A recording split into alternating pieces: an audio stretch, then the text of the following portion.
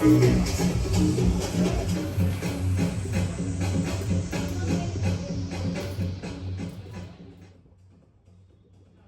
something with your back.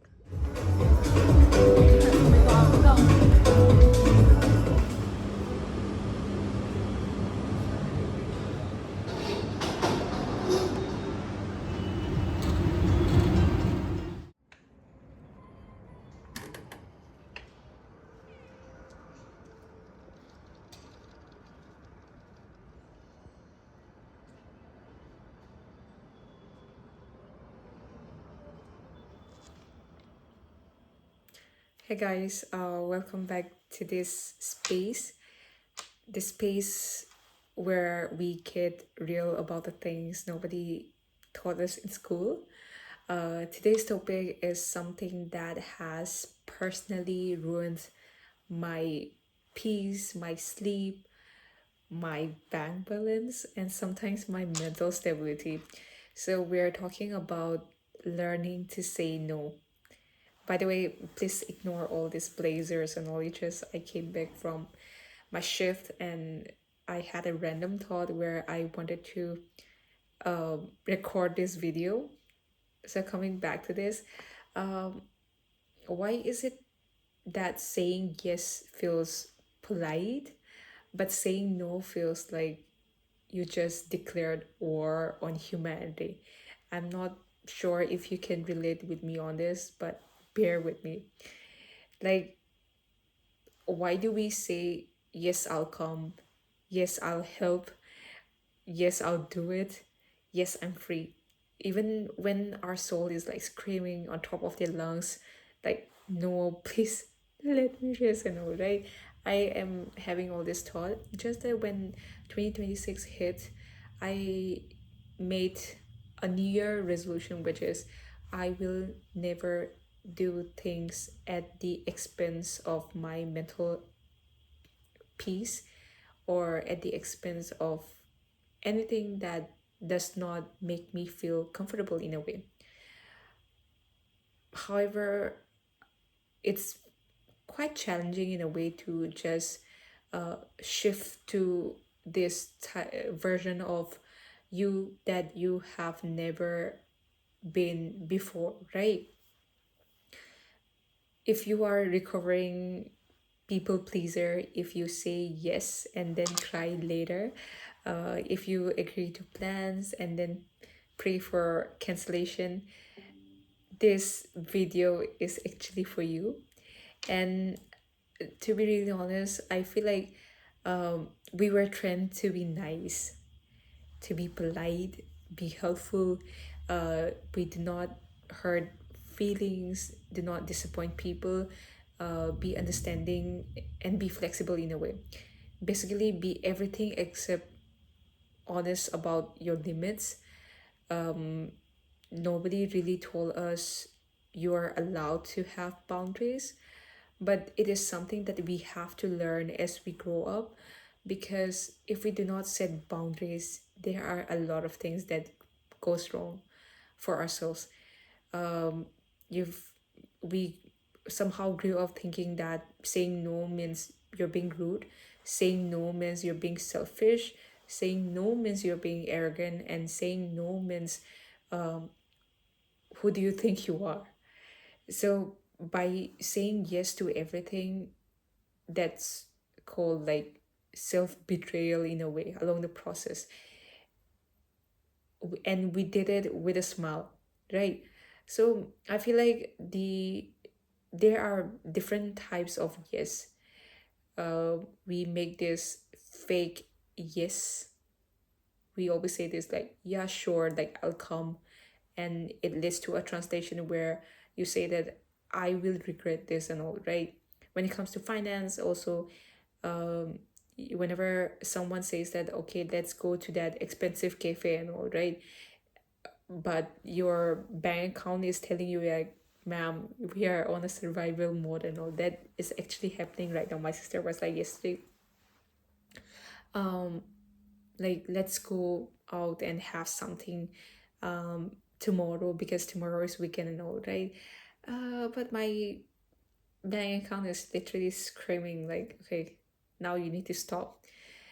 But what can we do? It's just something that you feel like you have to go with it, and you also have a concern that you're not living your life at that point where people are actually living. So there is a dilemma in a way. And when we are talking about the consequences, uh, like, because saying yes to everything has side effects, right? Uh, for me, it's like burnout, resentment, secret anger, emotional exhaustion, and even avoiding calls, because there is a there is a point in my life where I would literally use a fake account of Instagram. Yes, I know. I I know you guys also have a fake account. I also have a fake account where I literally use it just so I do not have to chat with people, just so I do not have to make others know that I am active and all, right? So that is the reason why somehow you also feel all this uh like passive aggressive also, because at one point you will think that, okay, like, why didn't I say this to that person and all, right? And there's something that I have encountered. And when you are being that practical about it, we're not really becoming villains, we're becoming emotionally stable adults. So that is how we are planning to live our life in a way. Because whenever we think about being needed in a place, um, you feel like you're being useful to others and you're being valuable in a way. And if you say no, you somehow feel like you are not of use. But I had to talk myself for this situation that you are not valuable because you are available 24/7. You are valuable because you exist. And that's period. So that is what I have been feeling, and what I have been practicing these days is I really need to stop over explaining. Instead of I can't come because I have to wake up early and I have assignments, or I have to be in office on time and I'm tired and all, right? I will just say that I won't be able to make it. And there are a lot of situations where my colleagues will say that, okay, Nika, you have to give us a party for this and that and all, right? And to be really honest, I would just, at that moment, I would be like, okay, I'll give you a party, even if these people are not that close with me sometimes, or I did not feel comfortable enough to be with them in the weekends and all. But 2026 me has changed in a way that I just say no to them. I try to just go according to the availability of myself, and make time for myself. So that is how we say no to people, I believe.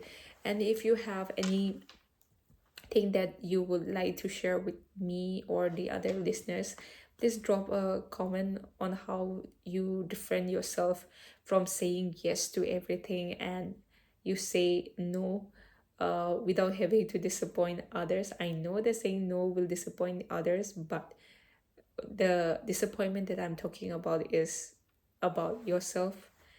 And yeah, I know this is the hardest part. Some people will say, like, okay, with that tone, right? But what can we do? Just let them. Disappointment is not a destruction, I would say. You are not responsible for managing everyone's emotional weather. Uh, I started with small talk. Uh, Whenever someone calls me for extra chai when you have a lot of work at that moment, what I do is that these days I just say no. I just say that okay, I have a lot of work to do and all, right? And whenever there is unnecessary group outings and all, I just say no these days. So what you have to do is that you have to build your no muscle. Um, so you have to also realize that it's weak because you never use it in a way. Once you start using it, you just become like that only. And you find peace, you find mental clarity, you know what are your priorities, and you know your like um you know how to figure out the things that you need to work on for your growth and all, right? So that's the thing. So it's all for the convenience.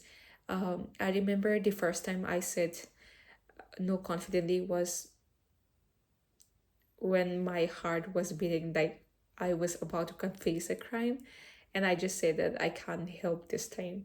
And the person replied, "Oh, okay." That's it.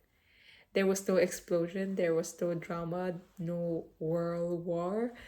All this time, I was scared of a disaster that only existed in my imagination.